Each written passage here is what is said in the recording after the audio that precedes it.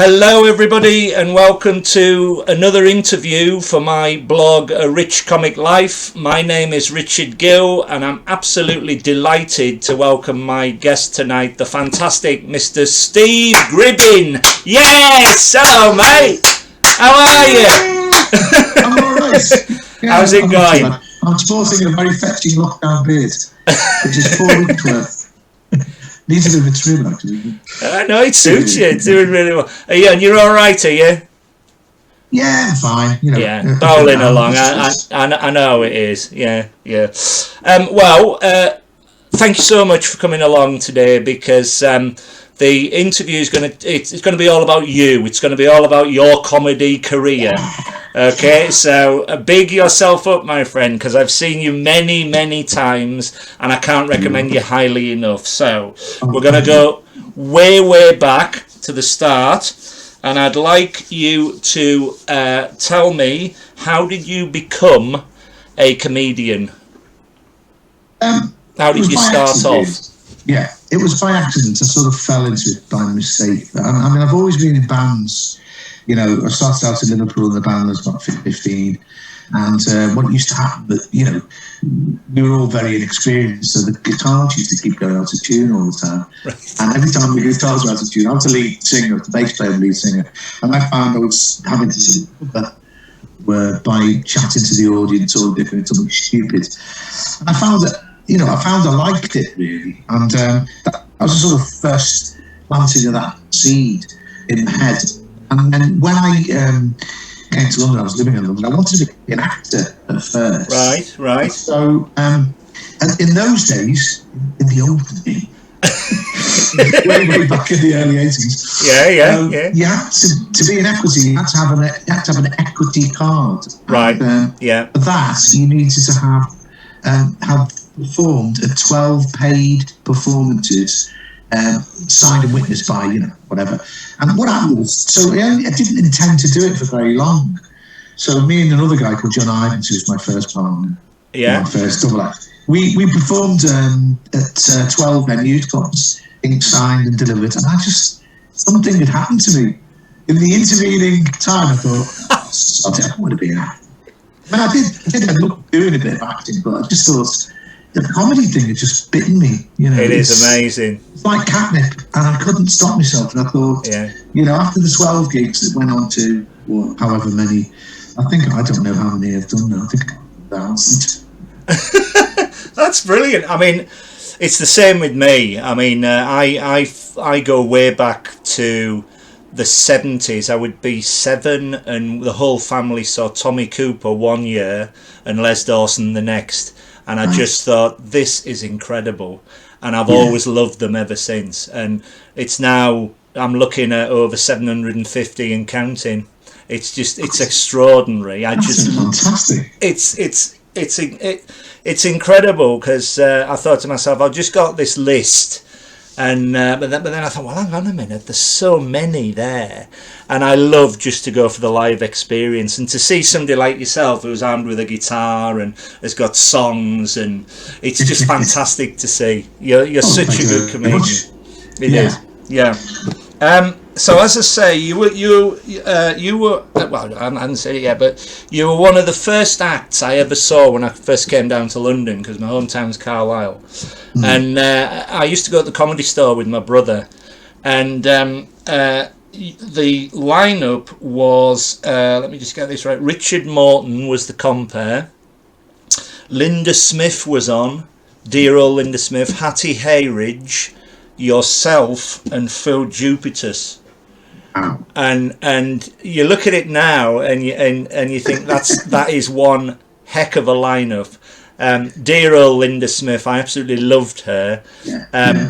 Can you describe your first ever gig, or your first gig at the Comedy Store? Because I know you've played there quite a lot. I mean, I'll talk about both. My first ever gig, right, so it's Thursday, the 22nd of May, 1982. God love you. The day, I'm writing your autobiography. So, of course, yeah. And the day after my 22nd birthday, and it was a place called the Tram Shed in Woolwich, in South East London. Yeah, I've heard of that. Yeah. part of an evening, right? In those days, lots of comedy clubs had some weird names, and this one was called Utopian Spaceline Cosmic Cabaret. The thing is, I'm a compulsive archivist as well. I've got loads of, that's why I'm writing the book, really. I've got loads and loads of handbills, posters. I love all that, yeah. Notes from virtually every gig I've ever done. Oh, man. And I do remember that particularly the compere was a woman called Vivian Sohn, who later married Martin Sohn, who was in the Greatest Show on Lakes. Yeah. He's the other guy, along with Steve Howard and Martin Hardy. He was dressed in full regalia, like an archbishop, right? Playing saxophone, and she was on roller skates. Wow. Original then. It was just bizarre. Every time she came to the microphone, because she wasn't very good at roller skating, she kept doing this. And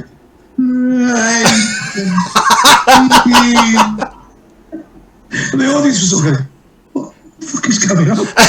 It was hilarious. There was a performance poet, because in those days, in the early days of as they used to call it, alternative cabaret, it was not just straight comedy, there was loads of different things. So there was a performance poet called himself Betlin. And I still remember it. It had a rhyme I can remember, because it was right in the middle of the Falklands War, and it was, stop treating me like a moron, don't you know there's a war on? So I can still remember that, 38 years later. That is amazing. And the top of the bill was a stand-up guy called Oscar McLennan. Right. And he did the second half of his act completely stark naked. Right. But he never referred to it at all. Oh, how brilliant is that? It was brilliant. He was funny, but he had these huge sort of piercing eyes. He was daring anyone to say, no, it's anything. The only thing I remember about that gig, I remember that they played Promise You a Miracle by Simple Minds. My favourite band. It's incredible. It's like, that's the last thing you wanted to hear when you were... I was sick as a dog before I did the toilet. I do remember that. And but actually, it went really well. And that's when, the Spike was in there. Right. It's like mainlining that sort of... Yeah, it was an amazing night. And all my friends were there as well. I'm looking at my notes as well. I had about 20 friends there. And luckily, sometimes when you've got your friends there, can go with... It's brilliant. Yeah. That was the first ever gig. Now, the first ever one of the comic stores is actually true. We did the gong. In fact, all nights at the comic store in the early days were gong shows. And Skid Video tried out there, and we were on Tony Allen was the MC. Yeah. Oh, who else was on? The Haddocks, who were a double act who juggled fish. They were on. Ron Hegley was on, who's one of my favourites. Yeah. And but we went really well that first one. Brilliant. But I'm linking it up though to the second time we worked, like 4 months later. So it must have been that kind of thing when you take people try something for the first time, they don't quite know what they're doing. Yeah. So they have that beginner's luck. So 4 months later, about 15, 20 more gigs, we thought, oh, we've got this one cracked here, isn't it? Anyway, there's a guy in the front, and everyone was pissed. And I'll never forget, it was like a city worker, and he's going, where did you get your shoes? Look at those shoes. And of course, I was young and inexperienced. I just got, they're just ordinary shoes. Anyway, I completely lost it. And I pulled the guitar off my head, and luckily my double act partner caught it about an inch from it. I was going to clap it, and we got gonged off. Oh, mate. And Tony Allen was suitably sort of like, oh, well, it's not for everybody, this comedy life. No, I'm going to persevere. Yeah. But I could have. I'm glad he did actually. So. Oh, it's the best thing. It's funny when you were saying about the naked bloke. There was a show that Arthur Smith did at Edinburgh, and he was front of curtain.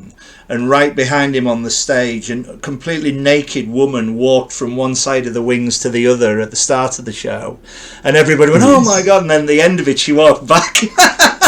And he never referred to it once. And it was fantastic. Yeah. And my first bill would have been at the Comedy Store. Would have been Hattie Heerage again, Phil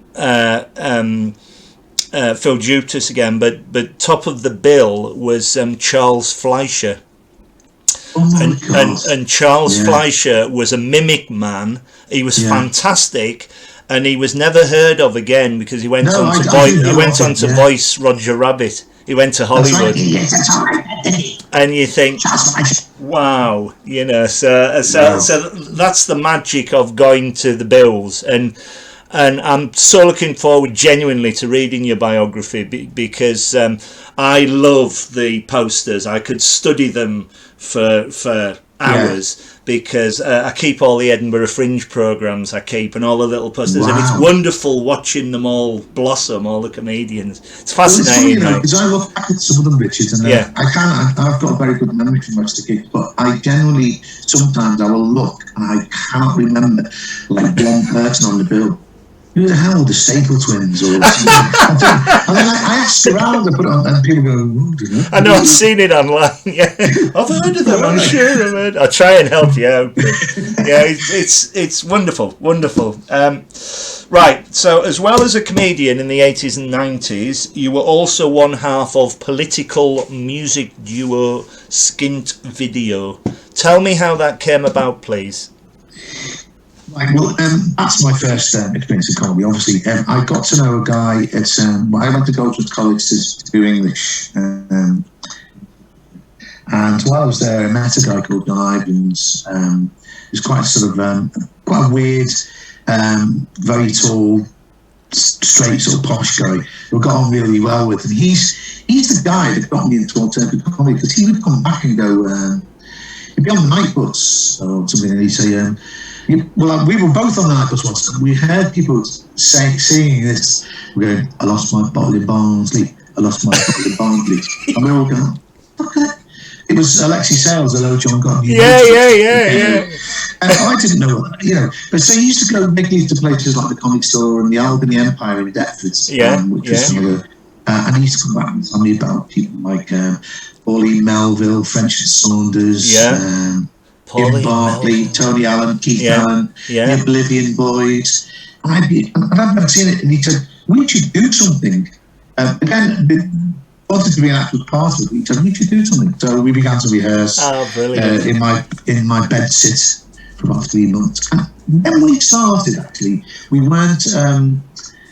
the songs were not a big part of it. We were a sketch duo. Yeah. This is really weird, because when I tell people this is like the early 80s, so it's very, very unfashionable. People didn't do sketches, as we soon found out.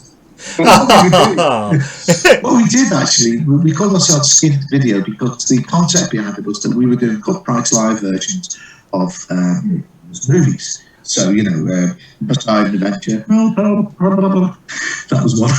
Brilliant, The Canterville Ghost. Boom. The thing is, we didn't realise that there was a double act across town in North London called the Vicious Boys. Yeah. And they were doing exactly exactly the same thing. And we went to Edinburgh and we found out that they were doing it. They were doing it first. They were doing it way before we did, and we had to drop it. But we still kept the name because we liked the name. So we were together, me and John, for 2 years. Right. 55 gigs, from 82 to 83. And then the second sort of incarnation of Skint Video was with the Brian Mulligan, with sort of erudite, wide boy. We met in the Harold Pinter play, which is absolutely true. Wow! We met in one of the pauses we used to go. And then that story's in the autobiography many years later. Brilliant. We met Harold Pinter at a benefit, anti-apartheid benefit, which you do your theatre. And we were chatting. This is nice, isn't it? It's really big, isn't it? Harold Pinter came in with like his camel hair coat and a big three-piece suit, and he just turned around and he went, "Get the fuck out." The thing is, he's one of my heroes. I was like, yeah. But I was sort of going, well, it's big enough for you. Get out, you. That's brilliant. So me and Brian, we were together for 10, nearly 11 years. Yeah. We did loads and loads of telly. We did Saturday Live. We did, you know. Oh, hang on, lost you. Hello, you there? Hello, I'm here. Are you there? Oh God, hang on. What? All right, mate. I'm. Can you hear me? Yeah. Have I gone? No, you're there. You're. I can see and hear you. Hang on a minute. Hang on. Yeah, gone. I don't know what happened there. Oh, no worries. It's fine. Carry on. You had to do this bit. You know, we did loads of telly. We were sort of nearly famous. We had Enemy Tingle of the Week. I can remember watching you on Friday and Saturday Live. Yeah, and we did it. And yes. I can remember what I love as well is whenever I go to Up the Creek, the poster is your skin video is on there, and I say to my mates, I know that. We were big mates. We were on the stage. Of Malcolm Hardy. He was wonderful. Yeah, he was wonderful. Yeah. We did loads of stuff like we were in a feature film, Out of Order. We played a couple of buskers. Somebody discovered that footage on the internet a few years ago and put it up, which was very funny. Oh, brilliant! I hadn't seen it for like 25 years. So it was a brilliant sort of, a brilliant time. I really enjoyed it. We must have done I think we did about 2,500 gigs. Brilliant. And there was a fair few benefit gigs there as well. We did, we were part of the Red Wedge comedy tour with Craig Charles and stuff. And that was really good. I remember all this, One of my favourite memories from that is we were doing a gig with Riverside Theatre in the Riverside Centre in Newcastle. And Billy Bragg was on, and we all got up at the end and we were singing a song together. I thought, this is great. And everyone was like chatting and cheering. And as I got off stage, Billy Bragg said, "Oh, that was great." He said, "By the way, just to let you know, your flies were open." Well, thank you. Thanks a lot. He was pissing himself. I said to Phil, "What did you tell me?" Funny. So that was good video. Basically. Yeah, no. The reason why I bring up the benefit gigs is that my dad's legacy. My dad was a union man. My dad was president of NALGO, and his legacy was that he created Unison with two other unions, and I can remember big benefit gigs like Red Wedge, like you said. I can remember them as clear as day, and it's fantastic what you do. I'd like to say, by the way, that NALGO, when they became Unison, they sponsored a show that I did with Lynn Smith. Oh, wow. Because we did a tour in 91, 92, 93, sort of like about 70 tour of a thing called Hello Cruel World. That was a sketch show. I played loads and loads of art centres. Wow. Played all over the place. But Unison gave us the money. Oh, fantastic. Thank you, Daddy. Thank you, Richard's dad. God rest his soul. That's a great story. I've just finished reading The Very Best of Linda Smith, and there's a bit about all the tour of that in there. And again, that's why I want to read your biography, because we had such fun doing that. She was such a wonderful woman, and I went to lots of benefits in Edinburgh and everything for her, so it's good. Anyway. Yeah, it was very sad. Let's move on then, my friend. To date, what has been your best and worst gig? And I know it's been this was hard because quite a few. The best gig, I think, just in terms of because it's my home city really, was the Royal Court Theatre in Liverpool. In 2002 as the finale to that year's Liverpool Comedy Festival, and there was about 15, 20 people on the bill. John Bishop was the MC. Right. And I closed it, and it just was the best gig. 15 minutes, it was just like floating on air, and just amazing. I can actually close my eyes and almost see it. Brilliant. And then I'd say joint with that was closing the Comedy Store's 40th anniversary gig. Oh, mate, I was there. I was in the audience. I know you were there, Rich. I saw you. I I was a bit drunk afterwards, actually. Yeah. I see so many. I got really drunk last day at the bar. But that to me was like such an honour to be asked, and also an amazing night, So now, worst gig. Let's go to the worst gigs, because not necessarily the fun. Any comic will tell you, by the way, we love hearing about the bad gigs. I've got two. Well, I've actually got many bad gigs, but 2008 in a really swanky restaurant in Hope Street in Liverpool. Yeah. I was booked to play for a group of architects, right? And they didn't have a sound system that worked properly, so I had to go into the DJ's thing. And also, they didn't have a stage, so they had to put me onto the stairs. No! There was a spiral staircase in the corner, and I was just playing, and I'll never forget it.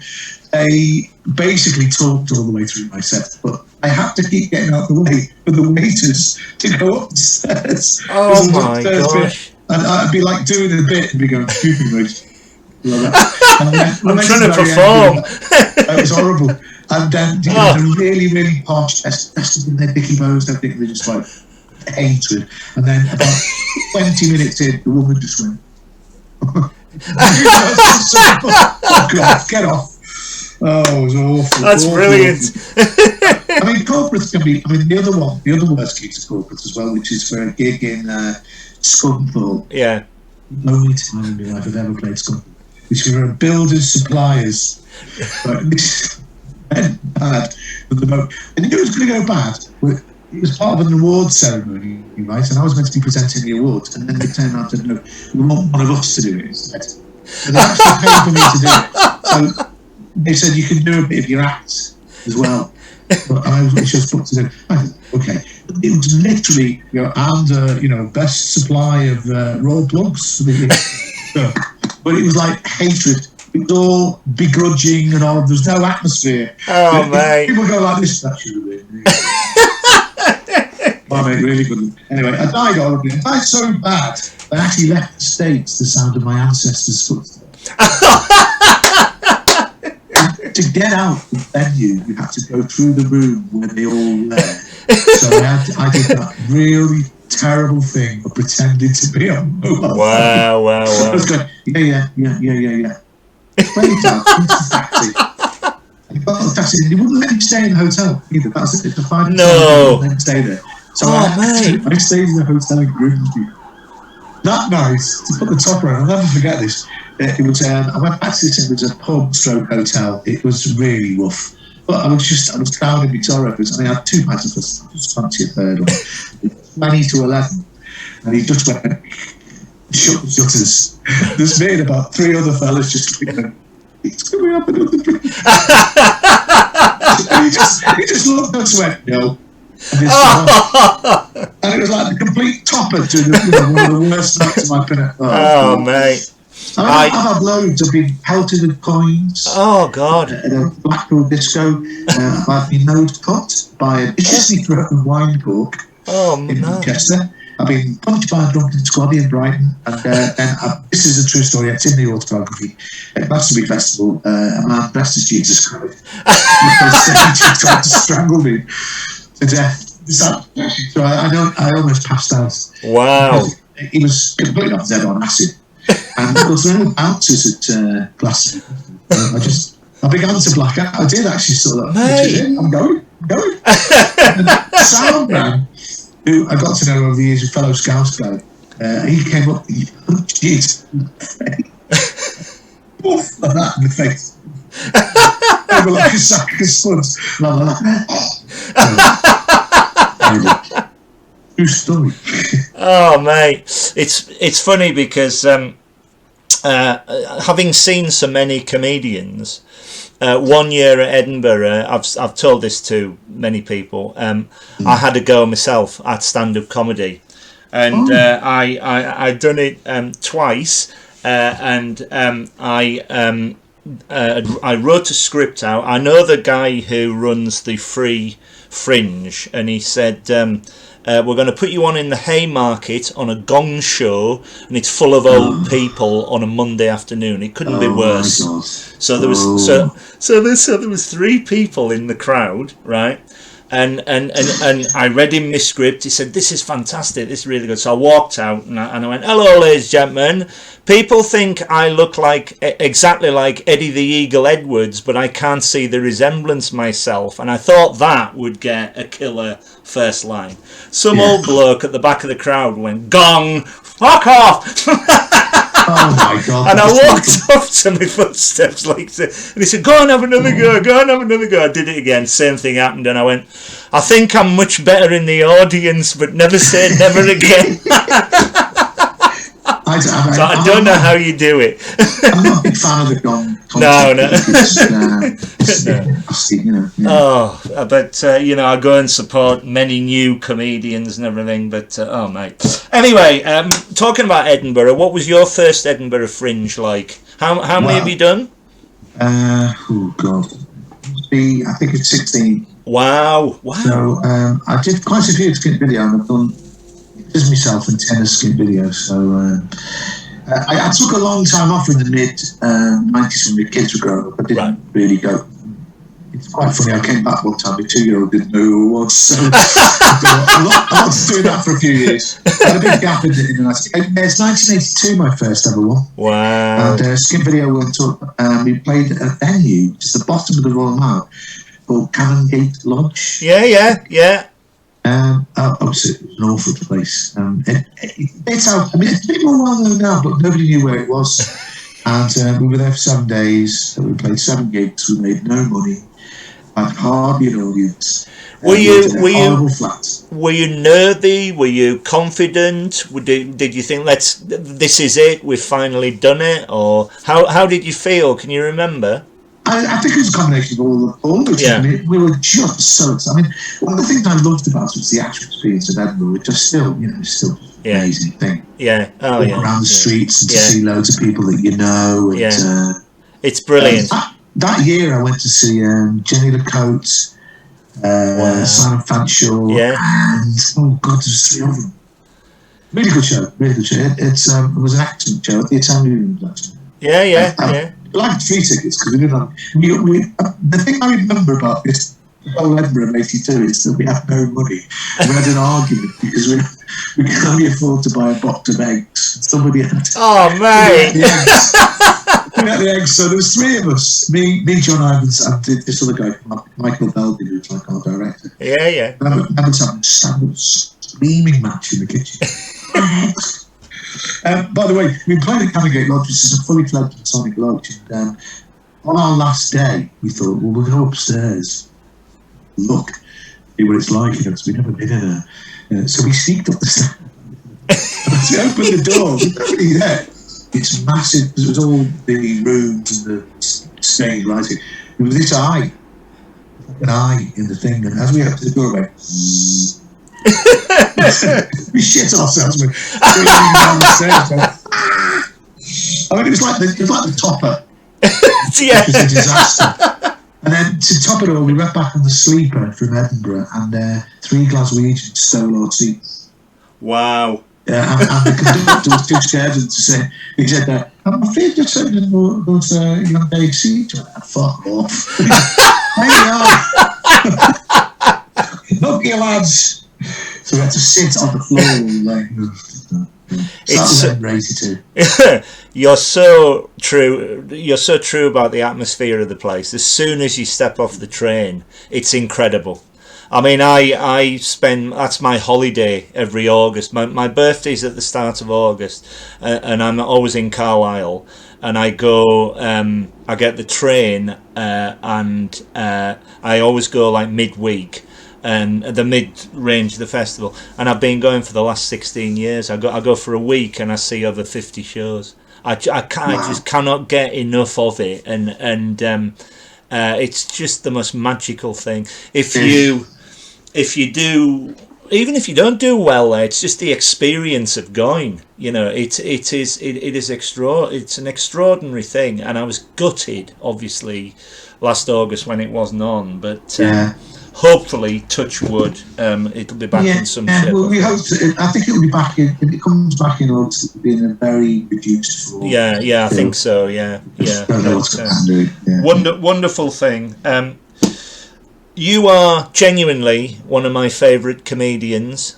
What do you think makes a good comedian? Can you answer that question? This is it. Yeah, this is really.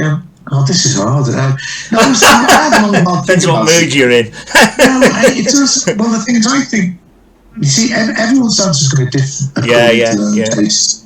Because it's like that thing, that people get into an argument and someone says, "Oh, I don't like Harry. How dare you not? Oh, I don't like it as he is." They're not forever, If we all, it's very, very subjective, isn't it? Yeah. But from my personal point of view, I think I like some. Well, I think it makes good comedy. Someone doesn't take themselves too seriously. Who isn't afraid, in a way, of appearing ridiculous. Because there are some comedians who can get away with being high status, but I like comedians that aren't too proud of their art. That's why I mentioned somebody like Don Headley. He was very serious about his poetry, but also he had that lightness of touch, sort of playfulness. He was aware of how ridiculous, because being on stage, it's a ridiculous thing to do, isn't it? And I like that. I mean, I also would say, I think comedians who write a lot, try to change the material, constantly trying to do new stuff. I like that. That's what I try to do. I think one of the best descriptions of the absurdity of it is, I don't know if you ever read Steve Martin's book. I've got it here. He's one of my favourites. Standing up. Yeah. There's a brilliant bit where he describes being on stage and the thoughts that go through your head, which I think is probably the closest you're going to get. He's just going through. He's going, "Oh, that guy over there." And that's it's amazing. A snapshot of what it feels like. Because you're not always thinking about what you're going to say next. No, it's a strange thing. Because it happens so quickly. And it's true as well that, I mean, having seen so many of them, you have to get the audience within 1 minute of going out there. You have to have a funny line, or you have to be very endearing, or you have to be very enthusiastic. You have to try and find some way to get them straight away, and then you can develop as you go along. It's fascinating to watch. Because the audience is like an animal in a way. They can sense weakness or fear. I mean, that's why a lot of comedians used to be teachers. It's the same set of skills you have to be able to. But I also do think, and this is going to sound a bit weird, but I think, you're right. The audience have made up their mind about you. But sometimes we can admit maybe 30 seconds, and sometimes that is nothing to do with anything you do. No, I totally agree. Appear, and that you can't help that. And that's why we all had it ourselves. Someone walked on stage and you start going, like someone like Tom Wigglesworth. He just walked on. He looked so funny. He does it so well, and he doesn't have to say anything. The audience are already giggling. You're roaring, And then sometimes I would say this as well. You've got to take the book. Sometimes it's not a good night. The stars are not aligned. We're going to talk about that later. But sometimes they just. I cannot, for the life of me, put my finger on it. It just goes wrong. It's fascinating because. Everything that you've said, I totally agree with. It's like, certainly from the audience point of view, you could have had a bad journey into the gig, and then you're not in the best of moods when you get in there, which makes it doubly worse for the comedian to try and entertain. But they're there to be entertained, and they're there to watch as well, I hope, because heckling or anything like that, we're not here to listen to them, we're here to listen to you. But it's fascinating. That, Richard, by the way, that you can't, if the audience is in a bad mood. I saw this at the Bearcat in Twickenham. I was on Bill. We were all doubling up in the halcyon days when you could double. A Canadian comedian called Simon B. Cotter. Do you remember? Yeah. Anyway, he coming from the comic store. He had to come by cab because the tubes were all screwed. And he was late. 40 minutes late. And when he arrived, the audience were in a really bad mood. He's a very good comedian. He was just going, "Hey, why are you late?" And he's going, well, I told you I was late. You know, the traffic was terrible. No, but why? What time did you call this? And he died on his phone. They just were just like, nah, not it. He made his way 40 minutes. Oh, God. Oh, mate. You just don't know. That's the magic as well. You know, you just don't know what's going to happen. But we're going to come on to that later on. Do you prefer comparing? Because I've seen you compare quite a bit to actual doing a routine or singing a song, because your songs and poetry are outstanding. Oh, thank you very much. Yeah. Well, no, I much prefer doing it set. Yeah. I'm not very good. I don't enjoy comparing them. Right.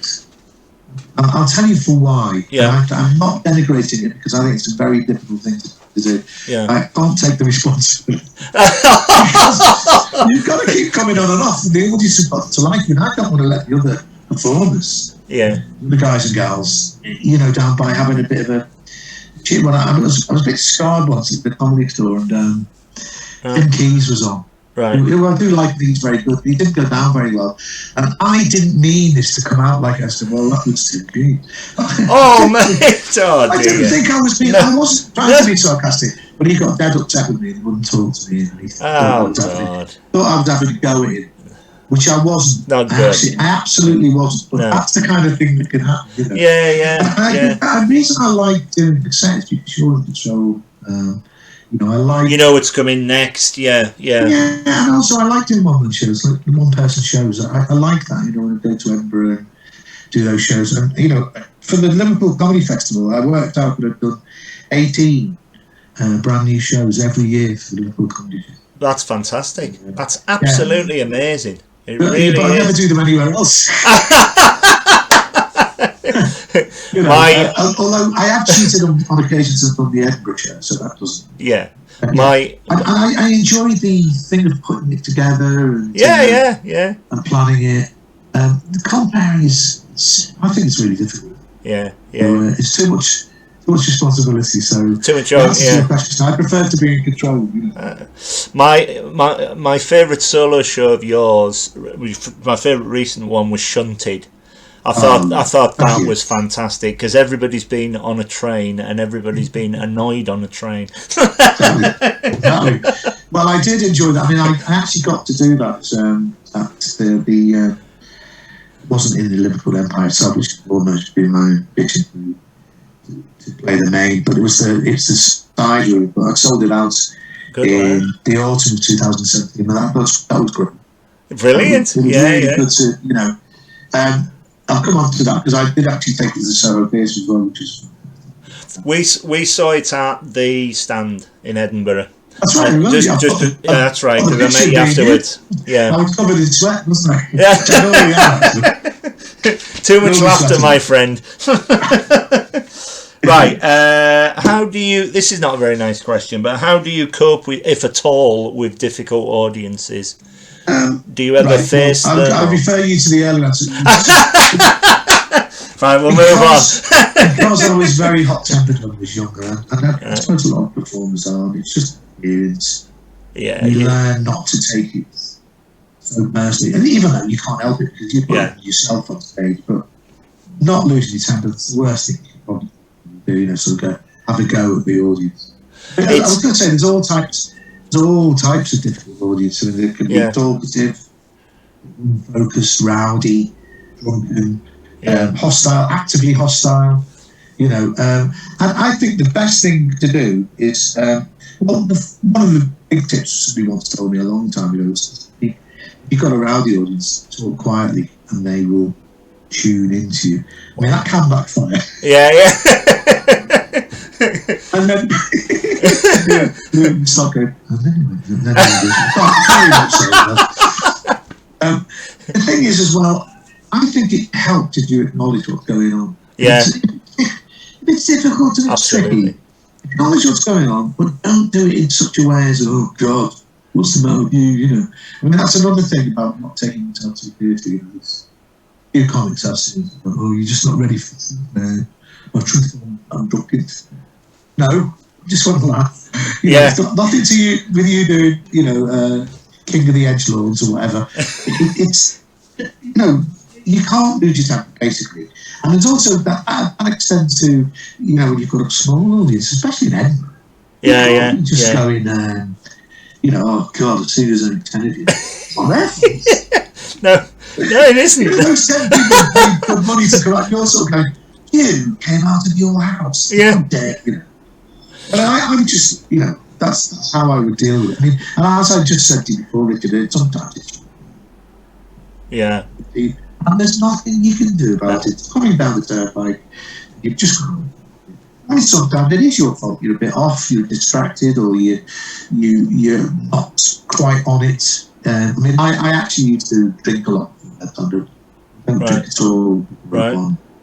There's one time at Keele University, this is a true story, I tripped up on a carpet that was laid out before there was a play that was on. And I headbutted the microphone and I got myself on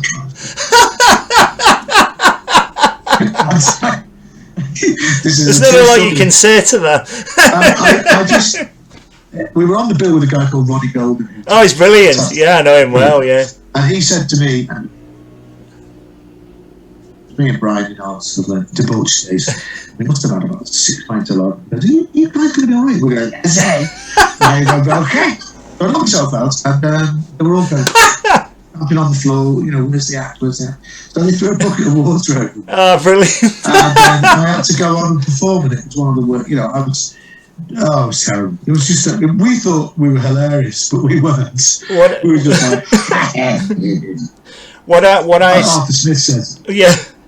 What I said to you at the start about being so enthusiastic for your craft, it's similar to myself with the blog, because if there is a criticism to it, it's that I like everybody, but or I'm very positive.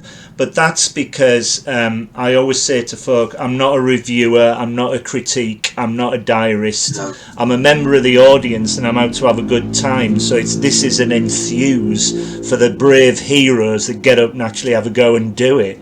And that's what I'm saying before about if you're in your audience, you're not wanting to hear other people. No. You're there for the crowd. And I absolutely love and fuel off having such a good time for you all. So thank you so much. Thank you. By the way, Rich, if there's a thing in the corner of is it getting in the way? I can just see a screen or something hanging down in the front of your picture. It'll be that'll be my TV, is it? Great, okay. Yeah, it's my telly, it's my big telly. Don't worry. But it's getting in the way of your face. Oh, is it? Yeah, well, wasn't there before. Oh, don't worry about it. Is that it? Yeah, that's it. We're there. It's because I've got an HD. It's because I've got an HD camera on me, and I'm looking at you through my integrated webcam on Zoom. Technical, I know. Okay. Anyway, right. How do you remember all your routines? Do you have a process of learning, or? Yeah, I do. Well, the thing is, I mean, songs are slightly different because you can't. If you've got to know the words, basically, you know, because they're all joined together. So you can't, they're wedded to the melody and the words together. So you can't miss anything else. Right. So I do try and rehearse. When I was, you know, part of the Cutting Edge for many, many years. Yeah, of course, yeah. Every Tuesday, every Monday, I would start, you know, making notes and working. And then I'd work up the set, and then I'd try and go through it. So at least I knew it. You know, and then I used to cheat sometimes and have you the words on a post-it note on the top of the guitar, but only keywords like, you know, sausage, or, you know, or knife. Yeah. And then I'd just jog my memory. I'd try and not learn it by rote. No. Do rehearse. I mean, I'd stand up and I've got a microphone and stand, and I stand up and rehearse. I go through stuff basically. You know, some of the best things happen when you're just on stage and you just think of them in the moment. It's the ad lib, yeah. But you can't plan for that. Yeah. Generally, as learning material, I just try and make sure that I know where I'm going. Yeah. You need an end point. Yeah. I wrote a play for Comic Relief, raise money for Comic Relief. and I appeared in it with my mate, and it was about a bloke who never gets a job. He goes for a series of job interviews and never gets the job. And it started off. It's a comedy, by the way. It sounds depressing, but it's a comedy. It starts off with him in the waiting room, looking at the audience, delivering monologues, and then the interviewer comes in, he gets interviewed, and he progresses up, and eventually he gets a job, etc., etc., etc. So these monologues were an absolute bastard to learn. I wrote all this thing down, and I thought, I'm never going to. And the first night we did it, I walked out, I was like a rabbit in headlights, and I completely fucked it up. And I thought, this is not for me. And then my mate came on, and we bounced off each other. So if somebody else was there, it's a lot easier. It is a lot easier. Yeah, and I can imagine it's similar with a song as well. You've got your songs there ready as ammunition as well, which helps enormously. Yeah, I mean, a lot of people do stuff like they write it on their hands. Although I always think that's because I think that's if you start to sweat. Yeah. So, my next joke is about Fringe. Yeah. I don't know what the fuck that was. So I do try and prepare. It's not quite tennis racket in front of the mirror. No. The next question is, to date, what's been your comedy highlight? I can imagine one of them must be your biography. That's amazing that you've written it. Well, I haven't finished yet. I haven't finished it. Yeah, I mean, that's one of them. I've got a list, blimey. So, recorded my own show. It's the Dad's Life for BBC Radio 4 in 2006. And that was a dream come true. Performing the show that we've just been talking about, Shunted, again at the Soho Theatre. Yeah. In 2018, and then afterwards, Christian Walmart, who's one of the foremost writers about railways in the UK, came up with his wife and started talking to me. Wow. We've kept in touch. He's on my new podcast. Brilliant. Meeting Alexis Sale on Loose Ends in 1999. Wow. And we had a really good chat. What else? Meeting Roger McGough in Edinburgh in 1988. Oh, nice. Yeah, he's one of my heroes. Yeah, he's brilliant. I've now met all the three people in the Mersey Beat anthology that we used to do at school. I've met Roger McGough, Brian Patton, and Adrian Henry. What else? Meeting Keith Allen, comedy tour last year. What a talent! And he said to me, "I thought Skip Video was fantastic." How amazing is that? Yeah. And then performing at the Stand in Glasgow in 2014, and it gone amazingly. And as I came off stage, Frankie Boyle actually chucked me by the hand and said, "That was brilliant." That's just. I mean, those memories you're not going to forget, are you? It's incredible. Organising that benefit last year for the Alzheimer's Society. Yeah. Which raised $4,500, and I'll tell you what, I won't forget about that. This is funny for a performer to say, but it was the fact that I had a joke about my mum and I told it. I was really, because it's such a subject. She had Alzheimer's. That's the reason I was doing the gig, and it just got a huge laugh around the applause. That's magical, mate. It really is. Yeah, there's another one like coming up stage at the Gala Theatre in Durham. I think it's 2012, and Don Ward on Encore and everything. And Don Ward said, "You're a proper comic now." It's made me sort of like take off into the air. I'm being awarded the Comic Award for Outstanding Achievement. Well deserved. Yeah, it was lovely. And then I just wanted to say, referring back to that gig at the World Courts in Liverpool, 2 years later, my dad was very near, and he was one of those sort of working class guys who wasn't much but given to amusing, And one night we were drinking whiskey as we used to do. But he said to me, about that gig which him and Mum were at. He just said, "Son," and I hadn't told you before, and I just wanted to tell you, that night you shone like a diamond. Oh, that's incredible. I'll never forget that. That is incredible.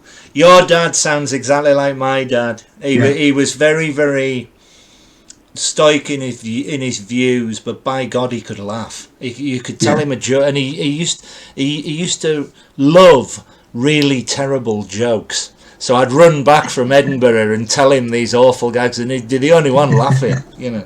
But that's fantastic. That really is a wonderful answer.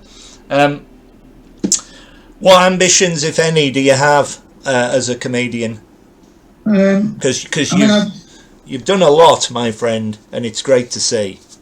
Well, I'd like to be rich, famous, and have all my own hair.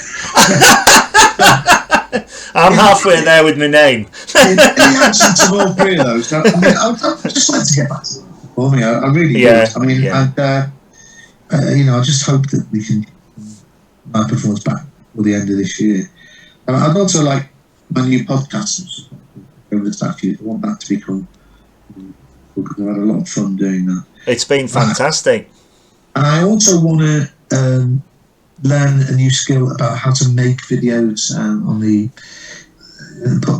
that's more not just me just playing the guitar, but to mess around with images and it's that may be happening more and more. You know, the way that we are living in very weird times. I'd like to learn that as a skill. It'll take a while because I'm not the most technically.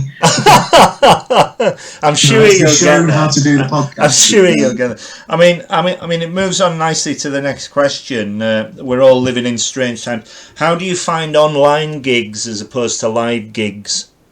Right, I'm not going to be one of those comedians that's going to put a box on it. I think that most gigs are pretty awful on Zoom.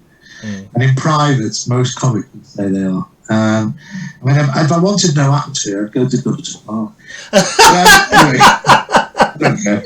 That's very off-putting. I find the most off-putting thing is looking into people's living rooms. That's what a lot of people. I don't want to see them. And also, if you're on Zoom, if all the audience is visible on Zoom thing, you'll always zone in. I think it's like being a live gig, but there'll be somebody who's just sat there like that. All the way through your gig. I was at one the other week, and they were having the tea, and you could hear everything. It's just a nightmare. The new heckling is there. I sit there. I go every week to one called Always Be Comedy with James Gill as compere.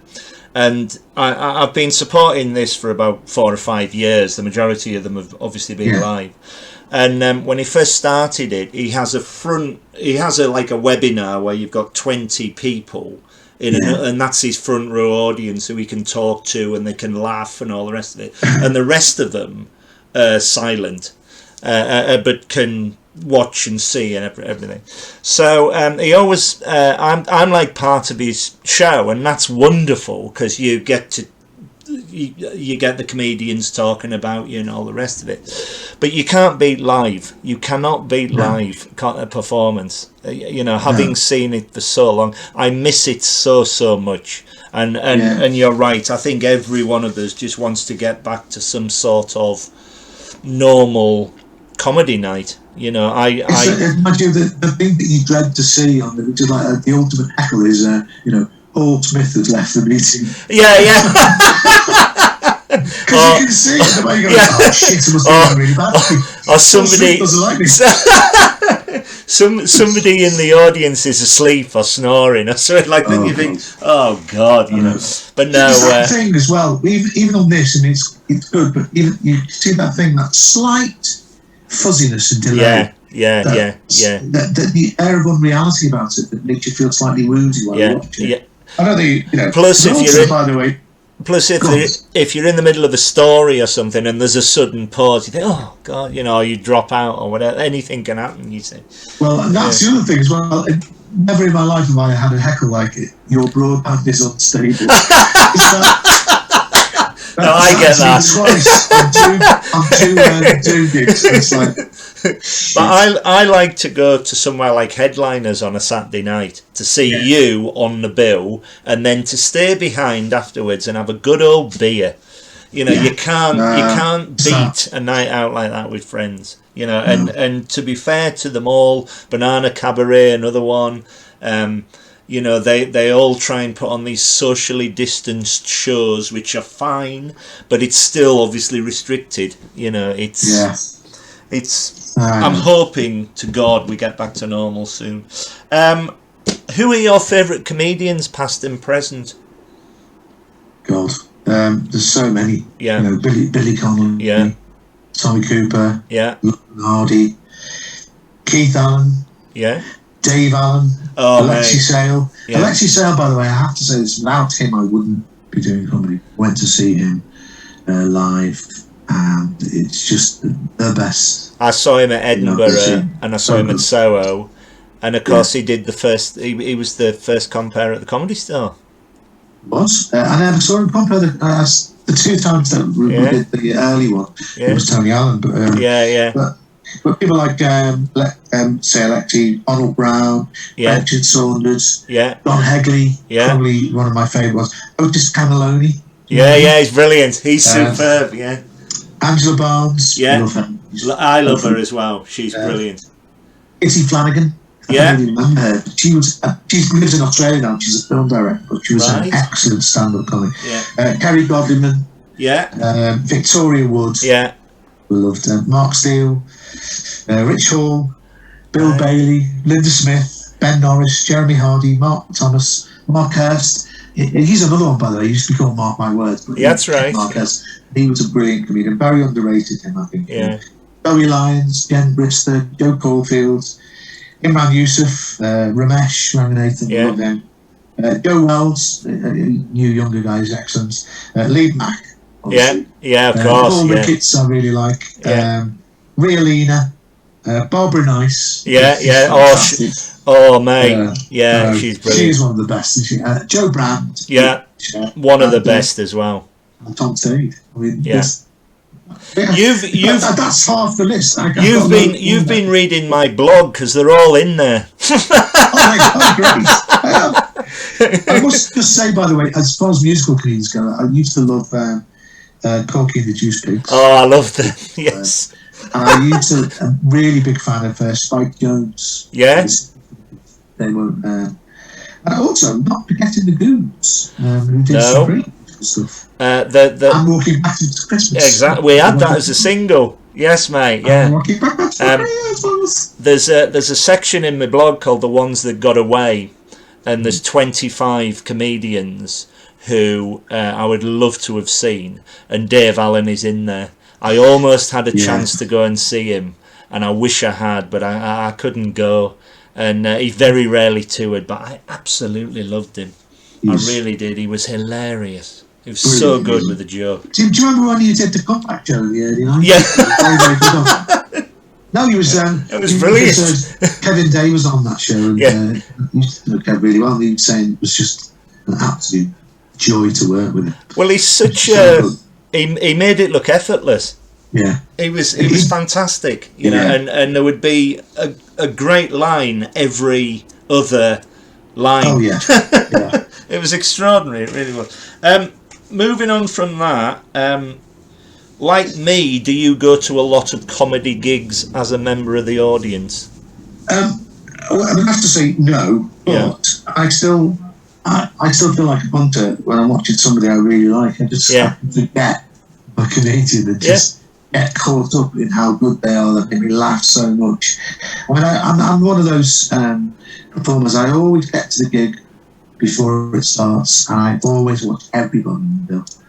Good lad. Too right. Yeah, I think that's great. Because I still get a real kick out of watching somebody just... Like, there was a gig that I did in 2018. It was in Altrincham. Yeah. And Laura Lex was on. Fantastic. But Kerry Pritchard McLean was on. Fantastic. She did a routine about shaving her legs. Yes. And me and Laura, have you seen it? And it's so good that me and Laura had that thing which I love, where we were doubled up with laughter. Yeah. My side was hurting, and we just couldn't. It's fantastic to see. I love stuff like that. I like seeing people riffing and living in the moments, and I would sit there, and I feel like a punter, I love going to free comedy gigs where folk get up from the audience and do 5 minutes, and you think there's something here. And the latest one I saw was Josh Balfe, who last year was on Britain's Got Talent. He was hilarious, and headlining it, he did 10 minutes, and it was like this guy's amazing. And there's so many come along. I love to watch it. Lots of great new young comics as well. Loads of them. And I just like seeing people, and I also enjoyed seeing people that have kind of, as you say, have blossomed, and they've been sort of bumping along at a certain level, and then all of a sudden they just go. It's wonderful watching them develop, as I say. Yeah, they're rocking it. It's it's great to see. I first saw Harry Hill 30 odd years ago. He's an example, and I saw him downstairs at the King's Head about 1980 something, and he was late for the show, and he brushed past me, and he jumped up on the stage, and he said, "Ladies and gentlemen, I'm really sorry I'm late for the show. I had to have a testicle brought down," and everybody laughed. And then he said, "From Derby." Yeah, I remember that joke. And to this day, it's my favourite opening line to any gig. Fantastic. And I met him and I told him. I saw Jack D when he wasn't as deadpan as he became. So he was a bit more animated, and it didn't work quite as well. That was at the Comedy Store. Then I saw him about 6 months later, and he was just absolutely brilliant. Yeah. And one of my best ever live gigs I've seen was at the place run by Malcolm Hardy, the Tunnel. Yeah. The legendary Tunnel where they hated you, they really hated you. Yeah. And, they had this reputation for being very, very hard to please. And they were, me and Brian, when we took a video, used to just order from them. Malcolm would ring us up every Sunday night. What are you doing?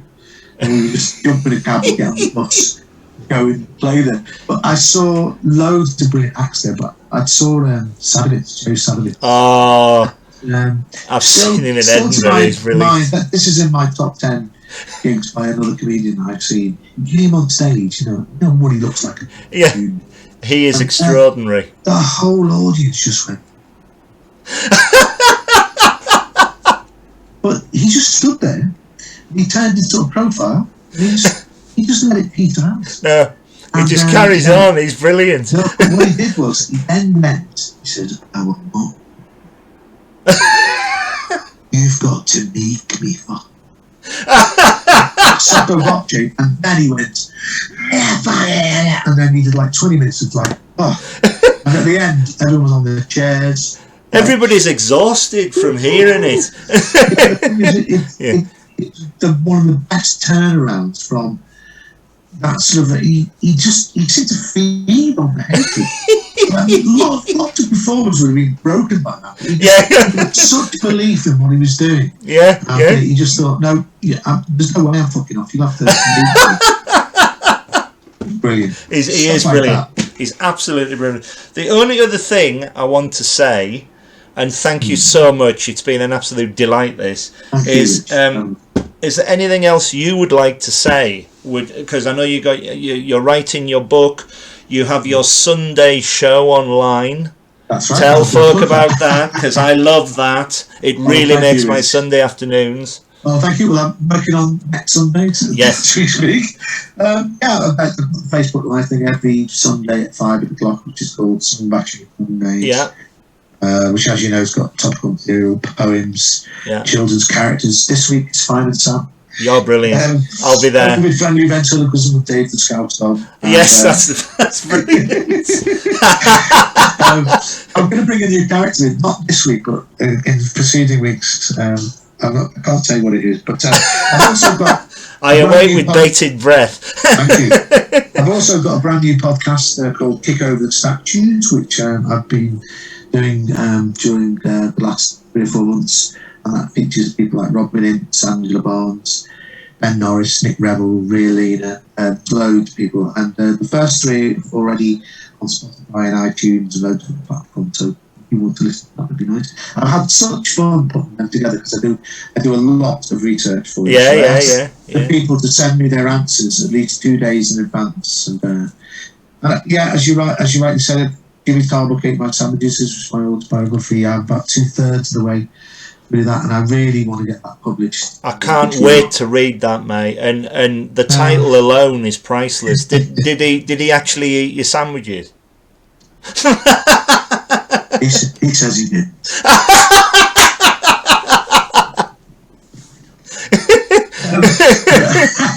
And also, I've got a band as well. My band, True Believers, which is sort of American. Yeah, of course, yeah, because I had tickets and then it had to be cancelled. I know. Oh, mate. We're going to try and do our next album remotely, so we're going to start recording in the next few months. And that's going to be called Ladywell Laments. So hopefully you get that out by the end of the year as well. And just, I'm going to keep on.